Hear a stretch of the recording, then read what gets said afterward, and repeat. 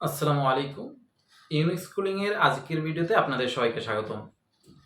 বিগত ভিডিওগুলোতে আমরা কেএমএফ-এর যে প্রবলেমগুলো সলভ করছিলাম, ওইগুলো মূলত পক্ষে আমরা এসওপি ফর্মে করেছিলাম।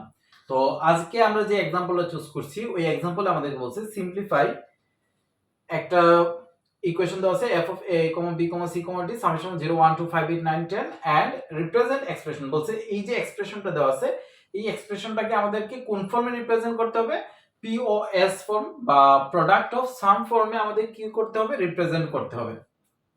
তো ওই জিনিসটা আমরা কিভাবে করতে পারি, ফার্স্টে আমরা একটা কাজ করব।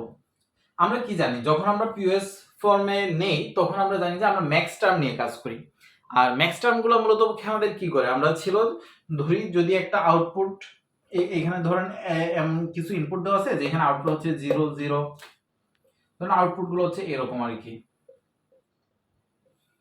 এখানে টোটাল 8টা আউটপুট আছে, তো ধরেন 3 ভেরিয়েবল ইনপুটের জন্য আমরা আউটপুট গুলো জাস্ট লিখছি। তো তখন আমরা ম্যাক্স টার্ম গুলো কি লিখতাম, জাস্ট 0 এর জন্য নিতাম না, জাস্ট 0 এর জন্য নিতাম। তো আর মিন টার্মের ক্ষেত্রে কি করতাম, 1 এর জন্য আমরা মিন টার্মগুলো নিতাম। তো এখন যেহেতু আমরা 0 এর জন্য নিব, এই কাজটা করব আমরা একটু টেকনিক্যালি। কিভাবে করব, এই ক্ষেত্রে আমাদের একটা প্রসেস আছে। প্রসেসটা হচ্ছে কি, ফার্স্টে আমরা এসওপি ফর্মে নিব, ম্যাক্স টার্মের জন্য এসওপি ফরম্যাটে যাব, দেন আচ্ছা আমি যদি আগে ফর্মুলাটা লিখি। আচ্ছা ফার্স্টে আমরা কি করব, ফার্স্টে আমরা এসওপি ফর্মে এই ইকুয়েশনটা লিখে ফেলবো। তারপরে কি করব, এই এসওপি থেকে পিওএস এ যাব।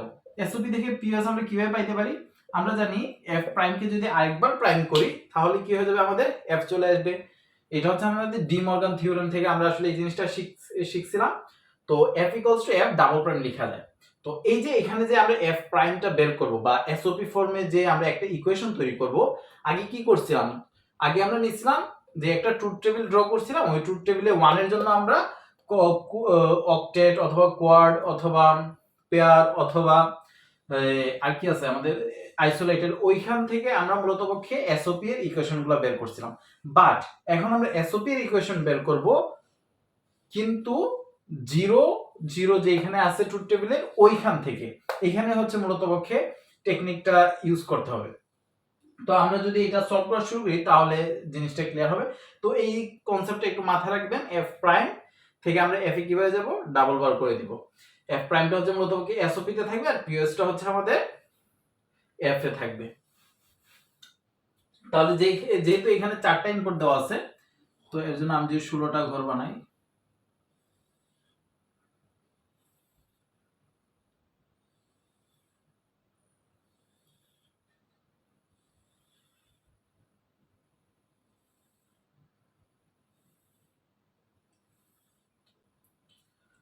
তো এখানে এটা যদি আমার এ প্রাইম বি প্রাইম হয়, এটা হচ্ছে আমার এ প্রাইম বি, এটা হচ্ছে আমার এ বি, আর এটা হচ্ছে আমার এ বি প্রাইম।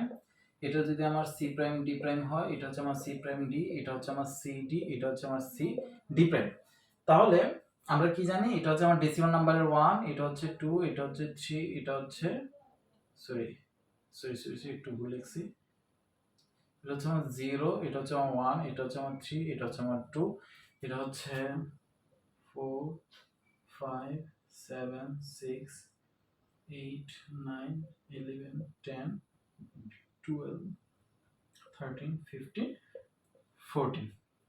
তাহলে আমাদের ট্রুথ টেবিল ড্র করা শেষ। এবার এখানে যে যে জায়গায় 0 1 2 5 8 9 10 আছে না, ওই ওই জায়গায় আমরা কি বসাই দিব, আমরা 1 বসাই দিব। ঠিক আছে, যে যে জায়গায় আমাদের ছিল না ওই ওই জায়গায় আমরা কি বসাই দিব, 1 বসাই দিব। তাহলে 1 গুলো যদি আমরা বসাই দেই, 0 1 2 5 8 9 10, তাহলে বাকি ঘরগুলোতে আমাদের কি বসবে, বাকি ঘরগুলোতে আমাদের বসবে হচ্ছে 0 0 0 0 0 0 0 0 0। তাহলে এই কাজ আমাদের শেষ। আমি কি বলছিলাম এসওপিটা আমি তৈরি করব ঠিকই, বাট এবার আমরা কাজ করব কাদেরকে নিয়ে, জিরো কে নিয়ে। আগে আমরা কি করছিলাম, 1 যেখানে ছিল 1 দ্বারা আমরা অক্টেট, কোয়াড এগুলা তৈরি করছিলাম, বাট এবার আমরা কোয়াড, পেয়ার, আইসোলেটেড ওইগুলাই খুঁজবো, বাট জিরোর জন্য। তাহলে দেখি তো এখানে অক্টেট হওয়া পসিবল কিনা। কোনোভাবে অক্টেট বানানো যাচ্ছে না, বাট কোয়াড বানানো যাবে। আমরা যদি এই চারটাকে নেই,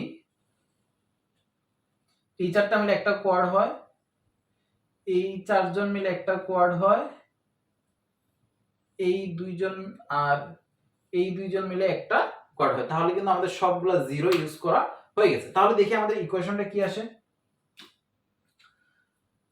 এটা কি দিব, এফ প্রাইম দিব, কারণ আমরা কি রিপ্রেজেন্ট করছিলাম এসওপি তে এফ প্রাইম ইকুয়ালস টু।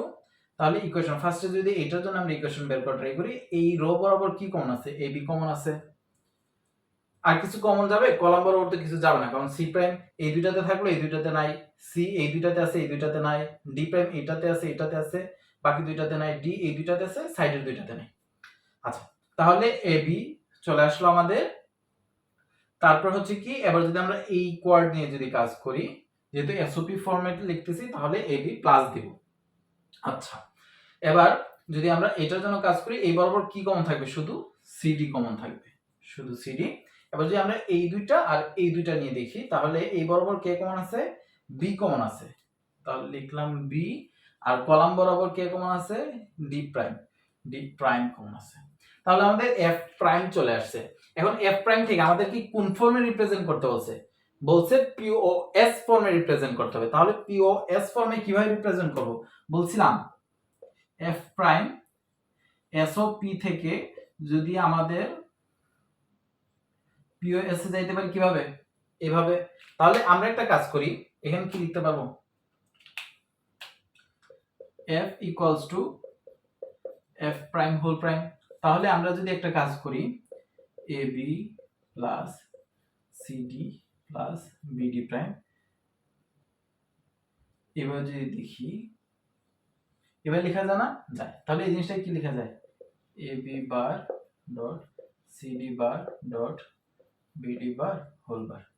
তাহলে এই জিনিসটাকে যদি আমরা একটু ভাঙে লিখি, তাহলে কি লেখা যায়, a bar plus b bar, c bar plus d bar, b bar plus d। তাহলে দেখেন তো, আমরা কি বলছিলাম, পিওএস এ কি হয়, ভিতরে সাম হয় আর এরপরে কি হয়, মাল্টিপ্লাই হয়। তো এই জিনিসটাই হয়েছে আমাদের। তাহলে আমাদের আলটিমেট সলিউশনটা কি পাইছি আমরা, a bar plus b bar dot c bar plus d bar dot b bar plus d। তাহলে এইটাই হচ্ছে মূলত পক্ষে আমাদের যে গিভেন যে প্রবলেমটা দেওয়া ছিল, ওই গিভেন এক্সপ্রেশনের পিওএস ফর্মের রিপ্রেজেন্টেশন। তাহলে আজকে আমরা এই এক্সাম্পলের মাধ্যমে শেষ করলাম। নেক্সট আমরা আরেকটা এক্সাম্পল নিয়ে আলোচনা করব। ধন্যবাদ।